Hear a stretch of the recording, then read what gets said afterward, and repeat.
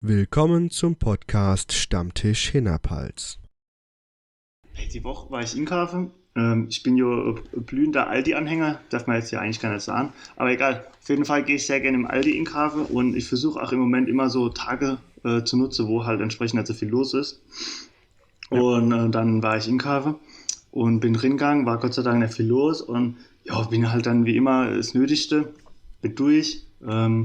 Mache bei uns im Haushalt irgendwie gefühlt immer der Haupteinkauf.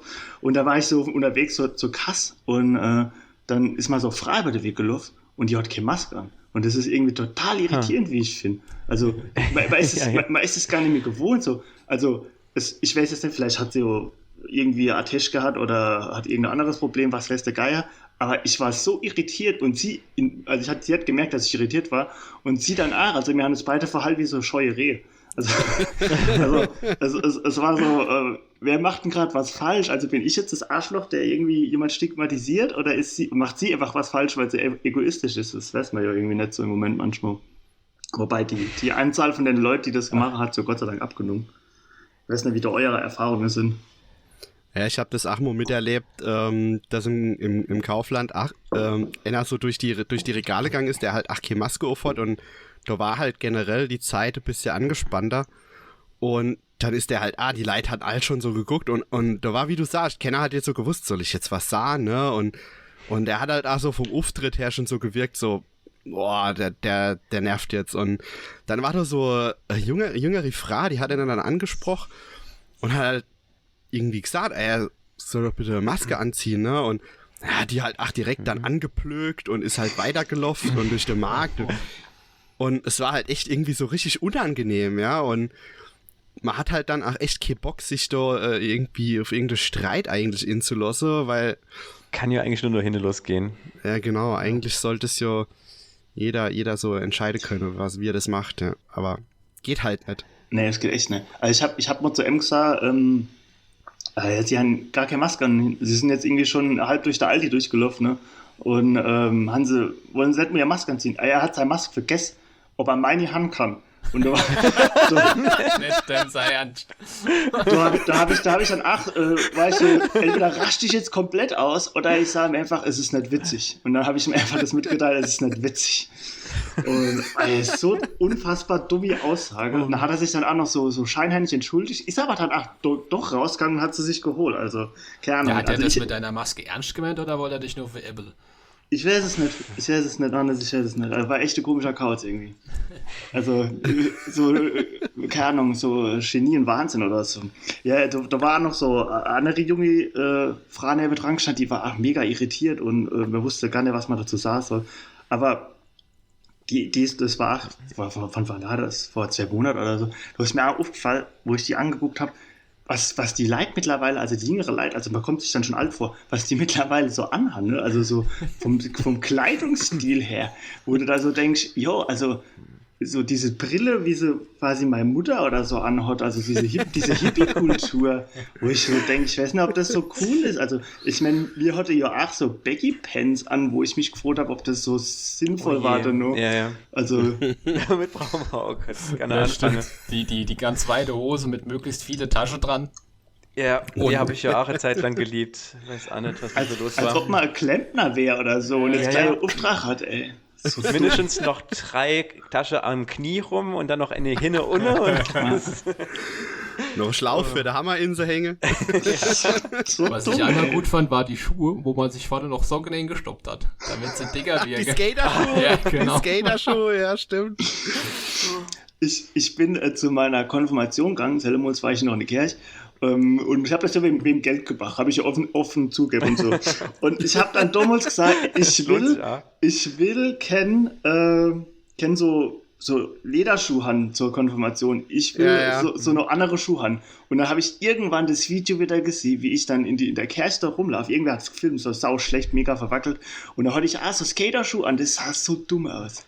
Da habe ich gedacht, ach du Scheiße, warum hat meine Mutter oder mein Vater nicht gesagt, bist du dumm oder was? Vielleicht haben sie das gesagt, aber es war dir egal. Ja, vielleicht. Es war ja schon echt übel, was man so anhört, ja, die weite Schuhe und überhaupt generell, was es da so alles gab. Musst du gerade wieder an diese an diese Hose denke, die an der Seite einfach kneppert. Die sind an mir vorbeigegangen, was? Ja, ich hab die auch nicht, aber das war ja voll das Ding. Das sind doch diese Jogginghose. Genau, so Adidas Jogginghose, die an der Seite kneppert. Ich glaube, Matthias, die sind immer noch in. Die sind noch nicht out. Also ich habe die auch noch nie angehabt, aber die sehe ich immer wieder. Und ganz nicht verstehen. Also ich möchte jetzt auch jemanden aus dem Freundeskreis nicht nennen, der diese Schnellfickerhose halt anzieht, aber die sind noch up to date. Okay. Genau, Gut. stimmt, Schnellfickerhose, das war der Begriff dafür. Die sind so hässlich, ey. Oh Mann. Ich will jetzt ja keiner in Schutz nehmen, der das heutzutage macht, aber ich denke, früher hat man halt einfach ein bisschen anders gedenkt. Ja, auf jeden Fall. Es war halt da irgendwie alles viel zu groß. Also ich weiß noch so, zu der Zeit, als so diese weite Klamotten in waren, da habe ich so Pullover gehabt und der hat halt also im Schrank dann für Jahre rumgeläht und über die Jahre habe ich dann halt auch ein bisschen zugelegt und trotzdem hat der irgendwie, keine Ahnung, 10 Jahre später noch gepasst. Und zwar gut, also gut, ich hatte Luft. Und da habe ich mich dann so gefragt, wie hast du früher ausgesehen? Ganz schlimm scheinbar. Ja, als Pullis hatte ich auch gern so regelrechte Zelte. Hauptsache lang und groß und oh Gott. Ja. Ich habe Ario mein erstes Auto mega verunstaltet. Also, ihr wissen ja, wie das dann aussah. Im Nachhinein habe ich drüber nachgedacht, so mit 5, 6 Jahren Abstand. Warum hast du weißer Polo geholt und hast dann so hässliche Rennstreifen drauf gemacht, wo du das zu deinem Vater gesagt hast, bitte die und die Farbe unbedingt. Und er sagt, ja. Und er kommt mit einer ganz anderen Farbe zurück. Also, ich habe mir Jaguar grün gewünscht und er, ja. Ja. Und er kommt mit Anthrazitgrau, ganz komische Struktur zurück. Es war auch nicht so glatt und so. Aber das war wahrscheinlich besser als grün. Dann muss ich sagen, hat dein Vater dir noch einen Gefallen getan, dass er Aber nicht echt. das Jaguar-Grün genommen hat. Wahrscheinlich hat er sich das genauso gedacht. Er hat gedacht, oh, das so kann man nicht machen. Ich erzähle jetzt einfach, ich habe aus Versehen das Falsche gehabt. Genau, denke ich ja. Ja, was das wirkliche Verbrechen waren ja dann nicht die Streifen, die waren ja schon irgendwann Legende. Aber das wirkliche Verbrechen waren ja wirklich diese Chromradkappe. Also, das ging ja gar nicht. Chromrad. Ja, war gescheite Felge, hat's Geld entgelangt. Dann muss ich halt ein paar schöne Für Radkappen so geholt. 45 PS-Wagen muss man auch ein bisschen die Rennausstattung holen. Das macht schon Sinn. Ja, dein Polo war ja wenigstens tiefer gelegt und da sah ja noch was Und aus, 60 ne? PS. Ja, du hast mehr PS. Das war die richtige Rennschlitzer, ey. Das war ingebauter Rickewind, ey. Oh, auf jeden Fall. Gott, oh Gott, ja, die waren schon cool. Bis er dann irgendwann der Abwrackprämie zum Opfer gefallen ist. Ja. Dito. Kurze Schweigeminute. Ich würde sagen, darauf trinken wir mal einer. Oh, Ja, alles klar. apropos was trinke. Also bei mir gibt's heute Abend ein guter Appleboy. Ui, Exkursion nach Hesse. Was anderes. Ja, nur der Eskalation aus der Sixpack-Challenge habe ich gedacht, ich muss jetzt mal was anderes trinken. Mit weniger Rübser.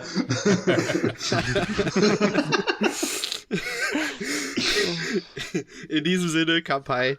Dabei. Er zischt schon wie Apfelsaft. Ja. Ja, ich weiß nicht. Also früher hat man schon, denke ich, viel Scheiß gemacht. Also, Matze, du weißt das sogar nicht. Ich bin ja einmal in die Schule gegangen für 3 Kasten Bier, total dumm. Für 3 Kasten Bier Mitte im Hochwinter. Also ich glaube, es war Januar oder so. Und ich habe dann mit dem Kollegen gewettet gehabt, mit Max, dass ich nur mit mit Badelatsche komme, Badehose und einem Handtuch und die ganze da so durchziehe. und ich habe dann im Endeffekt, das war echt arschkalt, ich habe mal voll der Arsch abgefroren und irgendwann hat doch der alte Deutschlehrer, der Herr Thomas, dann noch gesagt, Peter, zieh doch mal bitte was an, wir sind hier nicht bei einem Pornodreh.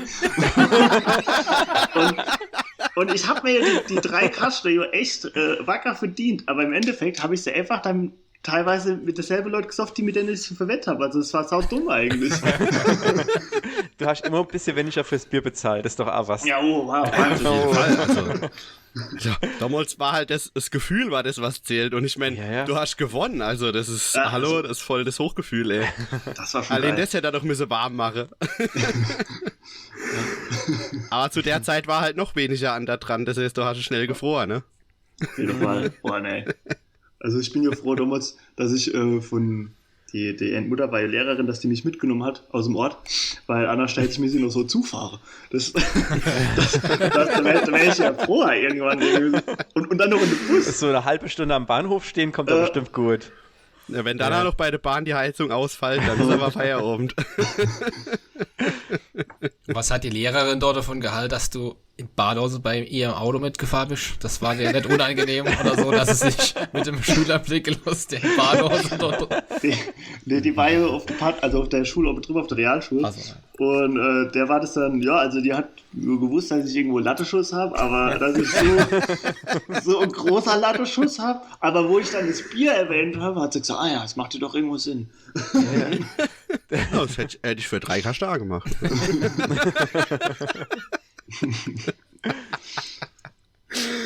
Oh Gott. Mit Kaste Bier in der Schule haben wir das auch schon Unfug gemacht. Also ich weiß nicht, da weiß ich noch mit noch 2 Freunden hatte ich jede Freitag immer so 2 Stunden frei gehabt. Und irgendwie sind wir dann auf die Idee gekommen, was machen wir in der Zeit? Komm, wir holen uns mal aus dem Getränkemarkt eine Kaste Radler und gucken, ob wir dann in der kurzen Zeit irgendwie wegkriegen. Das war so dumm. Es war echt so dumm. Aber es ist echt, haben wir geschafft, zu dritte Kaste wegzuhauen und danach in die Rallye-Stunde. Ich glaube, es war das erste Mal, dass ich in einer Rallye-Stunde 2-mal aufs Klo musste. Ich wollte gerade sagen, das war das erste Mal, dass du dich gemeldet hast in der Rallye-Stunde. Nee, ich glaube, die konnte mich sogar ganz gut leiten, weil die... ich muss nochmal aufs Klo. Oh, Michael, du meldest dich aber heute oft. Was hast du dann zu sagen? Ich muss aufs Klo. Aber genau das ist mir tatsächlich passiert. Ich war ja nicht berühmt für meine starke Mitarbeit. Und wir haben da wirklich... Ja, wissen da ja, ne? Ist ja kein Geheimnis, dass ich eher der Ruhige war im Unterricht, aber... Im Nüchterne. Im nüchternen Zustand, ja. Aber wir haben ja dann tatsächlich, was hat der Michael schon gesagt, teilweise haben wir in der Mittagspause Bier getrunken. Und dann hat man nachmittags Bio gehabt, haben mittags ein Bierchen getrunken. Und dann habe ich mich gewählt, weil ich auf die Klo muss. Und unsere Biolehrerin hat sich so gefreut. Endlich meldet sich der Hannes mal. Endlich. Und hat sich schon gefreut. Ich so, ich muss auf die Toilette. Da war sie fertig. Ja, bei mir war das dann, bin ich irgendwie sogar damit durchgekommen und dann hat mir gedacht, ja, jetzt haben wir wahrscheinlich was draus gelernt. Machen wir nicht nochmal. Eine Woche später haben wir es selber gleich nochmal durchgezogen. Ja, ihr habt doch auch wie die Assis eigentlich am Glascontainer hingestellt und dort, oder neben die Glascontainer. Wie die allerletzte Assis, so ein Stückchen noch in der Wald drin. Also wirklich. Und das war eine richtig coole Aktion, hat man damals gedacht. Wir hatten ja aber Samstagstag der offenen Tür, wo wir dann gedacht haben, wir gehen freitags, gehen wir in die Disco, trinken machen die Nacht durch. Es hat nicht ganz geklappt, wurde aber trotzdem gut in der MT, als wir noch in die Schule kommen sind wollen. Und heute mal zufällig auch wieder Bio. Und als ich glaube, das war montags drauf, habe ich dann in mein Bio-Heft geguckt und habe mal schön gesehen, wie am Anfang von dieser Bio-Stunde das, was ich von der Tafel abgeschrieben habe, einfach Striche waren. Einfach so gerade Striche mit so einer Hake drin. Und so im Laufe der Stunde ist das immer wieder, hat sich dieser Strich mit ein paar Schwenker drin zur Schrift weiterentwickelt. Die Evolution der Schrift in einer Bio-Stunde. Wie passend. Ja, stimmt. Oh, schön. Ja, bei uns auf der Schule war unser Klass nicht unbedingt dafür berühmt, die netteste Klasse zu sehen. Da gab's die eine oder andere Aktion, die jetzt nicht unbedingt mit Besaufen zu tun hat, aber halt einfach mit Assis sind. Wir haben zum Beispiel mit unserem Englischlehrer, sagen wir mal, wir hatten immer so kleine Kämpfchen. Und da war eine Stunde, war wir in so einem Saal, wo das Licht halt so geflackert hat. Und dann haben wir uns vor der Stunde gesagt, okay, dann verarschen wir jetzt. Und dann haben wir uns immer hingehockt, wenn er das Licht angemacht hat, hat die ganze Klasse angefangen zu summen. Und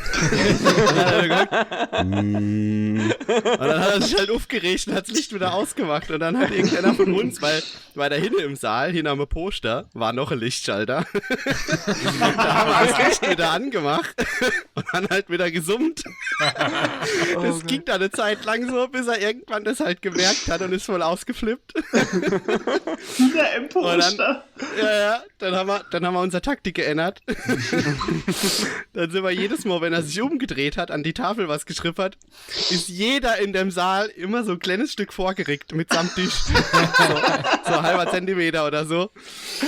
Und irgendwann haben wir halt gefühlt alle direkt vor ihm gehockt und er hat halt so saudämlich dann geguckt, so, was ist denn da los, ne?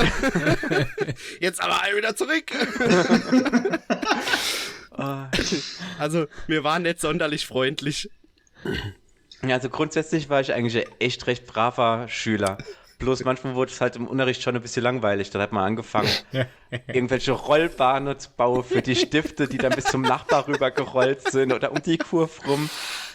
Und irgendwann habe ich mir dann aus Papier so Schachspiel gebaut und haben mit Hannes da in Erdkunde Vater 3 zusammen Schach gespielt. Und irgendwie haben wir gedacht, wir kommen damit durch. Hat auch ein bisschen gedauert. Irgendwie kam dann eine Lehrerin dazu und hat gesagt, was macht denn ihr da? Los, Michael, das könnt ihr jetzt draußen weiterspielen. Genau. Und ich war schon gerade so dabei, mir ein Spiel zusammenzupacken. Und er so, und der Hannes so, nee, los wohl. Ja, der Michael hat es knallhart mit rausgenommen und weitergespielt. Ja, natürlich. Also völlig zu Recht. Was machst du sonst draus? Ja, jo. Das war mein erster und endlich der Klassenbuch in Trach. Ich glaube, meiner auch. Bad Boy Hannes, ey. Moment, Michael. Warst du damals in der 5. Klasse nicht dabei, wo wir auch der Englischlehrerin die Tür zugehalten haben? Und da haben wir auch ein Klassenbuch in Trach gekriegt. Der Ernsthaft, da haben wir es irgendwie geschafft. Wir hatten echt keinen Bock auf Englisch, da haben wir einfach die Tür zugehalten. Aber auch so ein bisschen, weil wir gedacht haben, draußen wäre, ich weiß gar nicht mehr, wer das war, der David oder so, und der wird vor der Tür stehen. Und man hatte mal in dem Spiel komplett Englisch verdrängt und einfach die Tür die ganze Zeit zugehalten. Sie hat die ganze Zeit die Knopf gedrückt. Und irgendwann haben wir dann, genug ist. Ja, und irgendwann sind wir dann alle von der Tür schnell weggerannt und haben uns hingehockt und dann war dann irgendwie, ich weiß gar nicht, wie die Beschreibung war, aber so eine undefinierte Gruppe an Schülern hat die Tür zugehalten und das Betreten des Lehrers verhindert. Also ganz komischer Eintrag war das. Ja, sicher, mein Name war nicht im Klassenbuch. Ja, das stimmt, ja. Aber zum Thema Langeweile im Unterricht, da haben wir auch schon in Geschichte haben wir mal so ein kleines Diorama gebaut. Irgendeiner hat angefangen, so aus Papier so kleine Aufsteller zu bauen mit Sache drauf und dann ist das so durch die Klasse gegangen und jeder hat irgendwas gebastelt und am Ende hat nur ein ganzer Tisch voll gestanden und der Lehrer hat sich gefreut, was ist denn da los? Das war durchaus auch ganz witzig. Und am besten war immer noch in Physik, da haben wir mal eine Zeit lang eine Lehrerin gehabt, die haben wir nicht so wirklich ernst genommen. Ich glaube, die hieß auch irgendwie Dörte oder so, also das war Physiklehrerin. Und ja, wir waren halt schon Oberstuf, das heißt, ja, wir haben die halt nicht ernst genommen. Die arme Frau war gestraft. Ja. Und dann haben wir halt im Unterricht, das war so Vorlesesaal, wo es halt so stufenweise nach oben ging. Kennen wir bestimmt auch mit so Klapptische. Ja, genau. Und dann sind wir halt hingegangen und haben in der Reihe einfach Mensch, ärger dich nicht gespielt. Wo wir dann gewerfelt haben und sind dann durch die Bank gerickt. Also in Lebensgröße, nicht Figur, sondern... Ja, genau, in Lebensgröße, Mensch, ärger dich nicht gespielt durch die Bankreihe. Ich dachte erst, ihr habt so das Brett hingelegt und gespielt, aber ihr habt euch richtig bewegt. Nein, wir haben uns tatsächlich bewegt und sind durch die Bänke gerickt. Und halt dann über die Treppe runter in die nächste Reihe so. Hast du gewonnen oder wer hat gewonnen am Schluss? Oh, das weiß ich nicht wie. Aber es wird ADN oder andere geschmissen, das war ganz witzig. Der dann halt wieder so richtig auf seinen Platz musste. Oder wenn du dran dem vorbeiziehst, war es wahrscheinlich schon lustig genug, irgendwie über eine drüber zu rutschen. War recht eng, ja. Ich glaube, die hat es auch irgendwann aufgehabt mit uns. Also. Ist der Dörte das dann aufgefallen, dass ihr das gespielt habt? Naja, es ist ja schwer nicht aufzufallen, wenn du allein dauernd rumrege. Wir waren da nicht sonderlich versteckt, also wir haben es einfach durchgezogen. Aber beim Physiklehrer ist mir auch letztens wieder eingefallen, mir hat er echt, ich weiß gar nicht, was das war, 7., 8. oder sowas, hatte mir ja eigentlich ein sauguter Physiklehrer. Ja. Und der hat auch voll motiviert, aber irgendwie haben wir den teilweise nicht so ernst genommen. Und immer wenn der dann zum Saal gekommen ist, hat irgendeiner gerufen, Schubskreis. Und dann haben wir den Lehrer geschubst und hat uns in einem Kreis um den drumherum gestellt und haben ihn geschubst. Und das war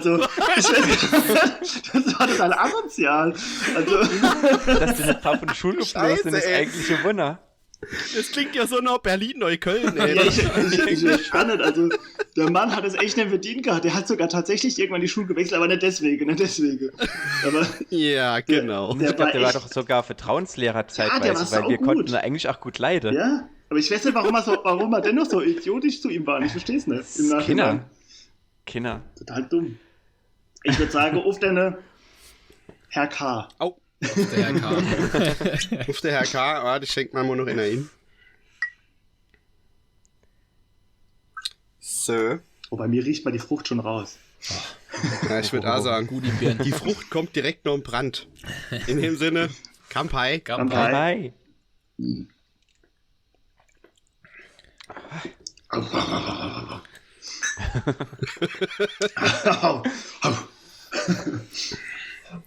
Ich habe ja heute eine von der Oma aufgemacht.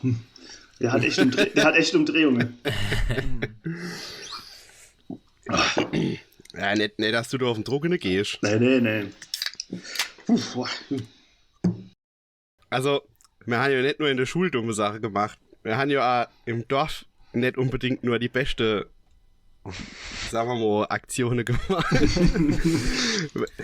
Wenn ich so zurückdenke an die Zeit, wo Jackass doch sehr berühmt war, da haben wir, und das war so die Zeit, wo man so die erste kleine Digitalkameras hat. Und das Äder hat zum anderen geführt. Wir haben uns am Schützerhaus in die Hecke gestärzt. Wie? Und haben es aufgenommen. Ne, es war nicht gerade die Sternstunde unserer Jugend, aber mir hatte Spaß, würde ich sagen. War das halt richtig gefährlich oder war das nur für euch richtig gefährlich? Nee, mir hatte ich würde sagen, es hat nie... Gut. Stimmt, genau. Also Sicherheit ist Vorgang, ja. Ja, Sicherheit geht vor. Wir haben tatsächlich Helme angezogen, wenn wir in ein paar Hecke gesprungen sind. Also es hat keiner bleibende Schäden davor getragen und ist danach nicht großartig quasi rauskommen. Also bleibende Schäden würde ich nicht ausschließen, aber... Also große Durchbruch hat man jetzt wahrscheinlich nicht miterlebt. Nee, den hat es leider nicht gegeben. Noch nicht, aber das kann ja noch kommen. Ich bin gespannt. Wenn irgendeiner auf uns aufmerksam wird. Moment. Wir haben auch überlegt gehabt, dass wir mit der Naseflöte irgendwann ganz groß rauskommen. Oh ja, auf jeden Fall. Ja, aber da ist ja auch nichts draus. Ich meine, wir kommen darauf die Idee, mit Naseflöte groß rauszukommen. Ist saudumm eigentlich. Hey, wir hatten schon einen Gastauftritt in einem Gesangsverein. Ja. Also... Michael, wir hatten 3 Auftritte, das war's. Und dem Auftritt, wo wir gedacht haben, wir wären saugut, war nie wieder jemand auf uns zukommen. Ja, wir hätten müssen auf die Leute zugehen. Vielleicht, ja, keine Ahnung. Aber auch ihr, es kann ja noch werden. Ja. Oh, also ich habe noch 2 Naseflöte. Ich auch, sogar eine aus Holz.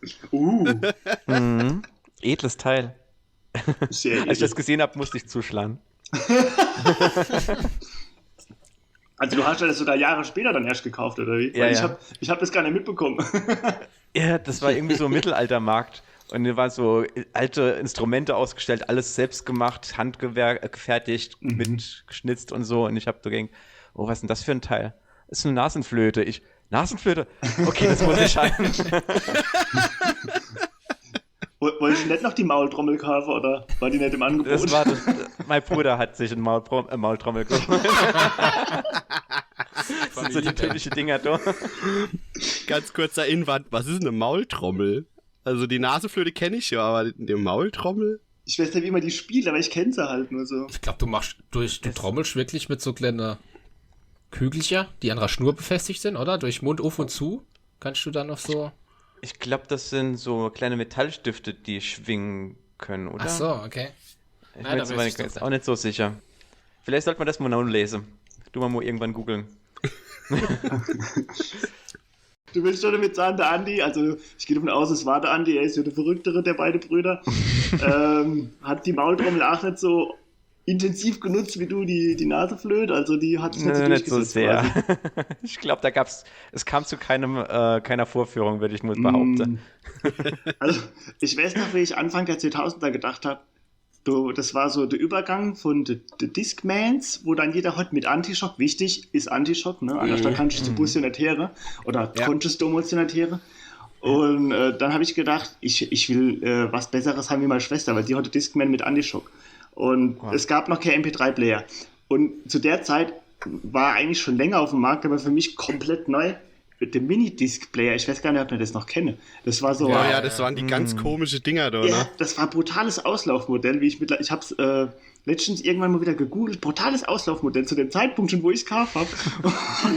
und ich habe damals gedacht, boah geil, ich habe jetzt voll das Shit und es ist voll geil und ich habe es im Endeffekt gekauft und ich konnte es überhaupt nicht richtig nutzen, weil ich nicht verstanden habe, wie Minidiscs. Ja, nee, ich hab nicht verstanden, wie ich die Sache dann draufkriege damals, also auf die Minidiscs, da hatte ich nur Minidiscs im Endeffekt immer genutzt. Das war irgend so ein altes Ärzte-Album und das habe ich immer wieder gehört und irgendwann, ich weiß gar nicht, habe ich die Ärzte, aber ja, irgendwann will man auch was anderes. Ja. Das war so die Zeit, wo du die Discman, wo du halt die MP3-CDs gebrannt hast und jeder immer der neueste Shit haben wollte an Lieder und ja, Antischock war echt und das ging ja auch irgendwie so eine Sekunde oder so, wie lang der halt puffert oder genau. sowas. Ja. Voll der High-End-Technik-Krams, ey. Und ja, es war dann schon echte Säge, als die MP3-Player gekommen sind. Also die erste kleine USB-Stick-Dinger da. Auf jeden Fall. Hat, glaube ich, jeder einer gehabt in der Art. Ja, auf jeden Fall. Irgendwann waren die ja saubillig. Also mein erster hat starke 128 MB und das haben irgendwie so 35 Lieder drauf gepasst, aber die waren gut, die waren richtig gut. Ja, die konnte halt da einfach austauschen, ohne jedes Mal neue CD brennen zu müssen. Oder wie auch immer ein Minidisc verändern. Ich weiß es bis heute, wie es geht. Naja. Du weißt tatsächlich nicht, wie das funktioniert hat mit deiner Minidisc, weil ich kenne das auch nicht. War das dann wie Kassette? Nee, das waren wie kleine CDs, oder? Ja, wie genau. CDs, bloß in einem kleinen Format. Und die hat, glaube ich, in einem CD-Spieler auch noch so ein kleinerer Insatz manchmal gehabt. Ja, bisschen genau. tiefer, wo wir die drin konntest. Die Teile, aber, ja, okay. Aber die Technik hat sich halt nicht durchgesetzt. Das ist wie damals, so gar nicht, ja. Wie damals mit VHS und Betamax. Wenn du halt auf die falsche Technik setzt, dann hast du irgendwann Gelittebrigitte. Ja, du weißt ja, warum sich so eine Technologie durchsetzt und warum nicht. Ja, Damals war der entscheidende Faktor immer, welchem erlaubt Porno. Okay. Die Porno erlaubt hat, hat sich durchgesetzt durch Magie, keine Ahnung. Das ist uns mit Blu-ray und HD-DVD sogar. Wir haben, also meine Eltern haben einen HD-DVD-Player gehabt und da hat sich halt Blu-ray wegen genau dieser Porno-Geschichte durchgesetzt. Vielleicht ist das der Grund, warum das Internet so erfolgreich ist. Der Internet ist vor Porn. Aber ich habe jetzt so eine Verständnisfrage an. Hast du das mit deinem Vater bei so einem Familienessen nochmal besprochen, was das keine schlaue Idee war und dass sich die ganze Situation nur wegen der Pornos durchgesetzt hat? Oder wie ist es bei deinem Vater so ankommen? Das ist schon so lange her, kann ich mich nicht mehr dran erinnern, ob wir das jetzt ausdiskutiert haben oder nicht. Hast du alles versoffen, ne? Ja, naja. Keine Ahnung. Ich glaube, das habe ich erst so im Nachhinein verstanden und erfahren. Das hat er wahrscheinlich mit dem guten Schnaps von seinem Vater hat er das begossen. Ja, genau. Ja, bei uns gibt es den besten Schnaps, wissen wir ja. Ja, der beste vom Brenner. Der brennt nicht. Warte, was? Ja, man musste ja früher gucken, wie immer an sei. Ja, Stoff kommt, soll ich es mal so nennen. Wisst ihr, dass ich dann, oder wir waren ja dabei, dass wir uns mal ein Schnäpschen gegönnt haben von der Hausbar von meinen Eltern. Ja, das schon. Und dann haben wir das ja omas zu vertuschen mit Wasser aufgefüllt. Und beim nächsten Geburtstag Habe ich komplett verdrängt. Hat mein Vater den Schnaps ausgeschenkt und der gute Querschemer Schnaps, der brennt nicht so haarig, aber dass der halt halber mit Wasser gefüllt war, hat keiner von denen gemerkt. So weich und so sanft, das ist der Wahnsinn. Ja. Ach, wenn man da dran zurückdenkt, wir haben ja den ganzen Schnaps dann aus verschiedenen Sorten einfach ein bisschen was in eine Flasche zusammengekippt und irgendwie noch keine Ahnung, Multivitaminsaft dazu gekippt oder so. Oh, wenn man da dran zurückdenkt. Was ich noch sagen wollte, ich habe das vor gar nicht allzu langer Zeit, habe ich das meinem Vater gebeichtet, dass mir halt ja, pass auf. Er klappt was nicht. Er sagt, nee, eher schmeckt das, wenn da Wasser drin ist. Das wäre dem nie passiert. Nee. Ein guter Schnapskenner wird das was. Der ist wahrscheinlich, wo du weg warst, ist er an den Schnapsschrank gegangen und hat erstmal probiert. Nee, das ist alles in Ordnung,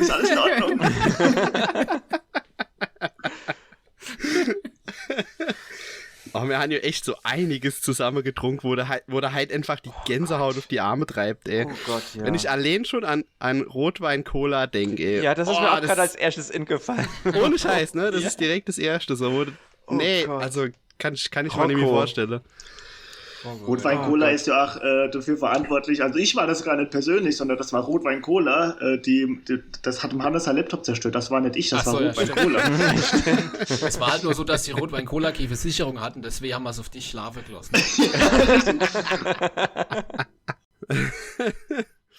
Nee, so manche Sachen kannst du heute einfach nicht mehr trinken, ne?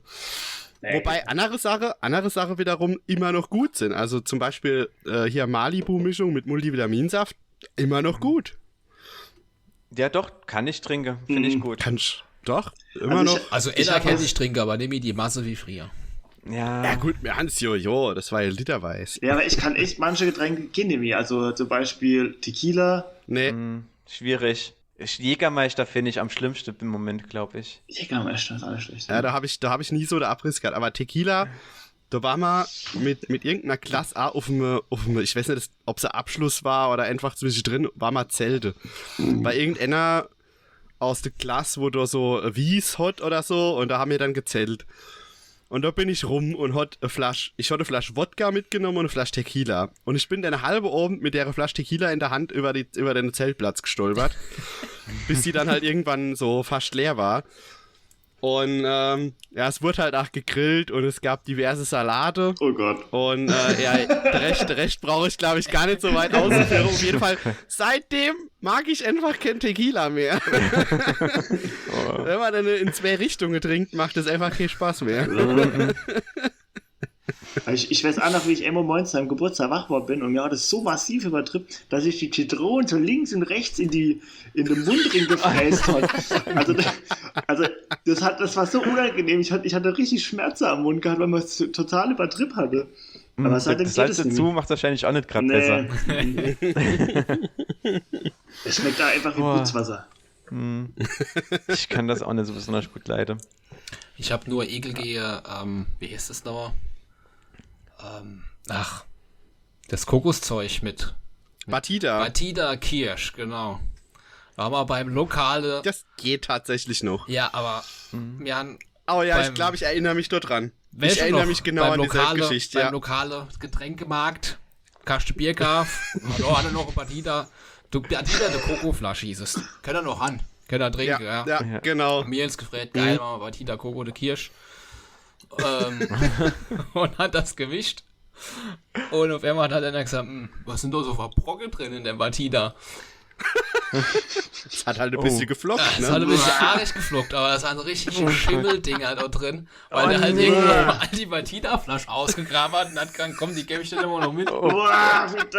Seitdem kann ich das nie wieder trinken. Geht nicht. Ja, das war halt auch so der Verkäufer, der gesagt hat, ey, wenn er was brauche, komme dann die hier hinter dir und klingelt und kloppe dort. Und dann er immer noch gesagt hat, das hat er aber nicht von mir. Ich schätze mal, er war doch noch K16. Ja, das war so die Anfangszeit Roller. Ja, 15, 16 vielleicht, aber wir haben ja halt da Wodka gehabt oder so. Das gut. War natürlich ganz normaler Standard. Ja, ganz normaler Standard. Mein erstes Mal voll war, aber erst schon mit 15, weil halt einer meiner Kumpels schon gerade so 16 wurde. Und dann war dann ein Geburtstag mit direkt Caipirinhas. Direkt am Essen mit Caipirinhas losgelegt. Ich schon okay Ahnung gehabt, es war vor allem schön süß, schön sauer und holla. Meine Mutter war nicht so besonders begeistert, als mich am nächsten Mal dann abgeholt hat. Verstehe ich gar nicht. Aber ich glaube, bei uns war so das erste Mal so die Dorffeste und Kerbe, ich weiß nicht, da war mal, glaube ich, 14 oder 13 noch. Naja, ich glaube, 14 war auch noch, oder? 14. Ja, so um die 14 kann. Ja. Ich so um deine Dreh. Und da sind halt, was war das damals? Smirnoff Ice und Bacardi Rigo. Ja. Bacardi Rigo, das waren so die Dinger, die da... Ja, das war so die Hochzeit von den Dinger, da sind wir ingestiegen. Also wir sind direkt volle Kanne ingestiegen. Das ist ja auch total eklig eigentlich so im Nachhinein, was man da getrunken hat. Also Wodka mit irgendwas Limette oder Wein mit irgendwie Orange. Nee, und irgendwie so halt also in der Erinnerung, muss ich sagen, war das Zeug ganz geil. Aber ich hab's halt auch seitdem nie mehr getrunken und ich glaube, ich lasse es einfach, weil dann mache ich das kaputt, ne? Ja. Also so wie ich das in Erinnerung habe, schmeckt das eigentlich wie Limo. Ja. Und ein bisschen Bitterstoffe, ein bisschen Alkohol. Aber du hast den Alkohol kaum geschmeckt, hat auch, glaube ich, so fast 10% gehabt. Aber das hatte ich halt mega weggeschossen, das ist halt schon gefährlich eigentlich. Ja, die Dinger waren grob, ja. Also mein erstes Erlebnis mit Alkohol war halbes Cola-Bier. Und da war ich schon... Das hat mir gelangt. Wann waren das? Mit 8 oder so? Nee. 14. Dorffest, 14 Jahre. Also ich muss sagen, ich habe sehr spät angefangen, aber ich habe dann sehr viel nachgeholt. Das war jetzt auch nicht so schlau. Egal wie du das machst du das verkehrt, sag ich mal so. Nee, ich glaube dann tatsächlich, mein erstes Alkoholerlebnis war tatsächlich mit einem Familienurlaub auf Mallorca. Und da kamen halt so die Animateure durch und dann kamen die da, Kindercocktail, wolle Kindercocktail und die sind alkoholfrei. Ja, absolut alkoholfrei. Und Mama war sicher, dass wir danach absolut nicht nüchtern waren. Das war ich so vielleicht 12 oder so. Vielleicht hatten die Leute vom Hotel einfach keinen Bock mehr auf die Kinder, die ganze Zeit irgendwas machen wollten. Die filmen jetzt einfach ab. Die wollten den Eltern was Gutes tun, dass die Kinder mal ruhig sind, oben. Oh Mann. Der beste Schlaf seit langem gehabt, ja. Und das schlimmste Aufwache jemals. Ja, erinnerst du dich noch, Hannes, als du der 18. Geburtstag gefeiert hast? Das war ja so gerade die Zeit, als ich mit der Johanna zusammengekommen bin. Ja. Und ich glaube, wir waren zu dem Zeitpunkt von deinem Geburtstag einen Monat zusammen oder so. Und ja, es war geil. Also, das war die hat doch der Geburtstag in der Shire, ne? Genau. Ja, genau. Ach, ja. Da war doch nur dein großer Bruder dabei. Auf jeden Fall hat irgendeiner, ich glaube, Absinth oder so ausgeschenkt. Und die Johanna ist dann halt relativ schnell so weit gewesen, dass ich sie Hemm getragen habe. Stimmt, da war was. Dann habe ich die zu mir Hemm getragen, ins Bett gelegt und es war halt auch noch nicht spät. Ich dachte, ja komm, ich gehe noch mal hin. Da bin ich halt noch mal hingegangen und hab mich da gefreut und meines Lebens und ich glaube, halbe Stunde später hat's Handy geklingelt. So, mein Ältere angerufen. So, ja, was ist denn los, ne? Matthias, ich glaube, du sollst schon mal heimkommen. Warum? Die Johanna, die hat gekotzt. Ja. Also, lange Rede, kurzer Sinn, sie hatte sehr guter Einstand bei uns daheim. Boah, das war dem bestimmt mega peinlich. Oh je. Ja, es ist im Nachgang ist es ein bisschen peinlich, aber es war halt schon irgendwie ziemlich witzig. Bisschen peinlich, aber umso witziger. Ja. Es hat zusammengeschwäst. Aber auf den Dorffeste haben wir auch schon einiges erlebt. Ja, auf jeden Fall. Die Dorffeste und die Kerbe, da waren so einige Aktionen. Ich weiß gar nicht mehr, wo wir da waren. Da haben wir doch einmal bei M geschlafen und waren halt auch ziemlich abgeputzt und haben da im Kellerräumchen gepennt. Und ich glaube, Peter und Hannes, ihr zwei haben auf einer Matratze geschlafen. Oh, wir sind in den See gestochen, Mensch, wohl. Oh nee. Ja, ich habe auf der Couch gepennt und ich weiß nicht wie irgendwer hat neben euch gepennt und ich habe so Mitte der Nacht so gelegen und gedacht, kotzt doch jemand, ne? Und da habe ich so mein Handy genommen, hab so ins Dunkeln gefilmt. Das Handy, ne? Du konntest doch erstmal gefilmt.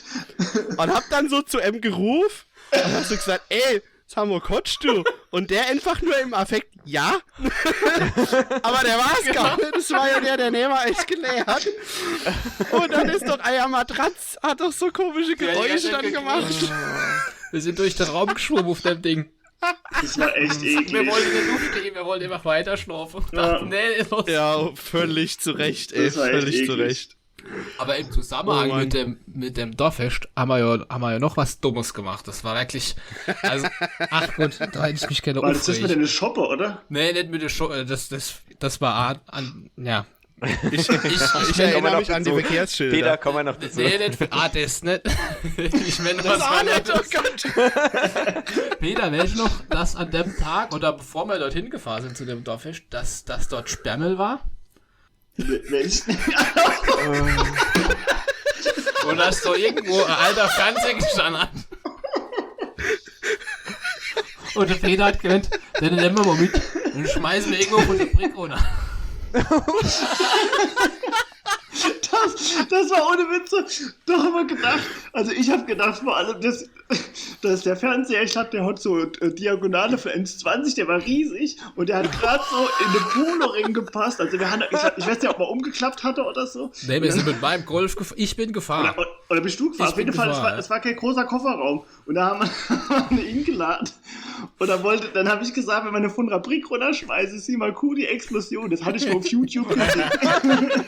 Nee. Aber was... Nur weil es in GTA funktioniert oder so. Wir sind dann auf jeden Fall auf das Dorffest gefahren und der Fernseher ist natürlich von Kennerbrick geflohen, sondern er hat sich in meinem Auto, hat er sich das Gewicht nicht gemacht und auf dem Rückweg hatte Peter dann immer noch Kiluschka dann von der Brick zu stoßen. Nee. Ja, uns ist aber keine ingefallen und dann haben wir Gott sei Dank die richtigen Schlüsse gezogen. Genau. Aber was wir gemacht haben, wir sind an den Wertstoffhof gefahren. Leider hat er zugehört und wir haben uns einfach dort übers Tor geschmissen. Wir hätten doch einfach keine Forsttor stellen. Nee, wir haben übers Tor Das wäre viel zu leicht gewesen. Ja, nicht, dass nur noch einer klaut. Nicht, dass noch einer kommt. Nicht, dass noch einer kommt und davon eine Brick schmeißt. Genau. Ey, das habe ich komplett verdrängt. Ey. Gott sei Dank habe ich das verdrängt. Ja. Aber Gläser haben wir, ich glaube, das war aber mal ein anderer Dorffest. War aber auch dort. Selber Ort, aber anderer Zeitpunkt. Ja. Wo wir einfach jede Pfandgläser und nicht Pfandgläser. Ah, nicht stimmt, genau, das war's. Da gab's kein Pfand. Wir haben einfach alle immer in den Busch erst gelegt und dann immer reiheweise irgendwie zu dem Haus, wo wir übernachtet haben, getragen. Wir hatten am nächsten Morgen da ganzer Dicht voll Gläser stehe, also so richtig gepackt voll. Ja, und ich glaube, die Mutter kam dann noch, hat gesagt, ja. Was wollen ihr mit den Gläsern? Naja, also, was wollen da mit den Gläsern? Ich glaube, Thomas, seine Mutter ist voll ausgerascht. Die hat gesagt, man soll die scheiß Gläser endlich wieder zurückbringen. wir hatten ja gefühlt die halbe Gläser von dem halben Dorffest. Ja. Also das war doch bestimmt voll die Geschäftsidee. So, beim nächsten Dorffest, wo es Pfand gibt, geben wir es ab. Aber wir waren ja brav. Wir haben sie auch alle wieder zurückgebrungen ja, und gesagt, genau. Die haben wir da neben im Busch gefunden. Und die haben sich voll gefreut. So, oh, das ist voll nett von euch, dass wir die alle daherbringen. Also. 60 Gläser im Busch gefunden. Ja. Da hat wohl jemand was Großes vor. Erst mit viel Mühe, viel Arbeit die ganze Gläser gesammelt, um sie dann nur der nächste Tag einfach wieder zurückzubringen. Ja, so ist das manchmal. So asozial. Mache ich mir erstmal noch Pilze. Entschuldigung, Export. Rotes. Hauptsache Bier. Roti. Mhm. Die gibt's auch in kleine Flaschen, nicht nur in dicke, große. Ja, das ist aber kein richtiges Export. Ja, das stimmt, das ist... Entschuldigung. Ich trinke mein mittelalterliches Dunkel. Das ist auch ganz nett. Ja, also, Michael, sein Bier interessiert mich. Das hört sich gut an. Das Stromberger Urbräu. Ich finde, die haben ein paar echt interessante Sorte und schmeckt auch echt gut. Interessant. Da kannst du uns ja mal im Nachgang ein paar Infos zuschicken. Würde mich mal interessieren. Kann ich machen. Oder mach doch mal einen Manni einen Vorschlag und dann kassierst du ein klassisches Nein.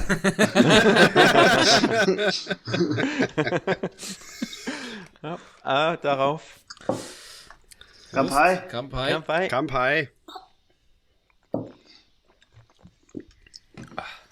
Ich glaube, zu der Zeit waren die beste Geschichte einfach Stichwort Keller. Der Keller. Oh, der Keller des Todes. Der Keller. Ja. Ich stehe noch auf dem Schlauch. Der Keller. Ja, bei uns daheim. Und da haben wir ja so Partykeller gebaut und da sind die ein oder andere legendäre Partys gefeiert worden. Am besten wurde es eigentlich immer, wenn mein Vater vorbeikommen ist und geguckt hat, was man so treibe.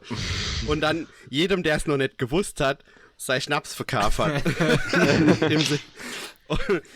Die ganz mutige Hand an der Grumbeerschnaps probiert. Hans eigentlich meistens da war ich auch mal mit dabei. Bei mir war das Problem, ich war nicht nur Emo dabei, ich war immer dabei, wenn er ein Angebot hat. Ich hab's immer nicht gelernt. Du konntest mit Nee sagen.